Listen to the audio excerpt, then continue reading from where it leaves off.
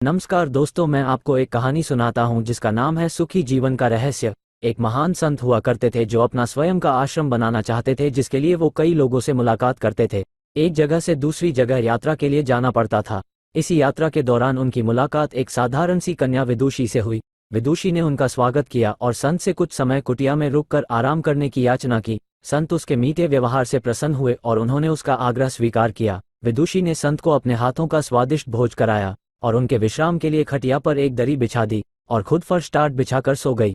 विदुषी को सोते ही नींद आ गई। उसके चेहरे के भाव से पता चल रहा था कि विदुषी चैन की सुखद नींद ले रही हैं। उधर संत को खाट पर नींद नहीं आ रही थी। उन्हें मोटे नरम गद्दे की आदत थी जो उन्हें दान में मिला था। वो रात भर विदुषी का सोच रहे थे कि वो कैसे इस कठोर जमीन पर इतने चैन से सो सकती हैं। दूसरे दिन सवेरा होते ही संत ने विदुषी से पूछा कि तुम कैसे इस कठोर धरा पर इतने चैन से सो रही थी। तब उसने बड़ी सरलता से उत्तर दिया, हे गुरुदेव, मेरे लिए मेरी ये छोटी सी कुटिया एक महल के समान ही भव्य है। इसमें मेरे श्रम की महक है। अगर मुझे एक समय भी भोजन मिलता है तो मैं खुद को भाग्यशाली मानती हूँ। जब दिन भर के कार्यों के बाद मैं इस धरा पर सोती हूँ तो मुझे माँ की गोद का आत्मीय एहसास होता है। मैं दिन भर के अपने सत्कर्मों का विचार करते हुए चैन की नींद सो जाती हूँ। मुझे एहसास भी नहीं होता कि मैं इस कठोर धरा पर हूँ। ये सब सुनकर संत जाने लगे। तब विदुषी ने पूछा, हे गुरुवर, क्या मैं भी आपके साथ आश्रम के लिए धन एकत्र करने चल सकती हूँ। तब संत ने विनम्रता से उत्तर दिया, बालिका, तुमने जो मुझे आज ज्ञान दिया है उससे मुझे पता चला कि चित्त का सुख कहाँ है। अब मुझे किसी आश्रम की इच्छा नहीं रह गई।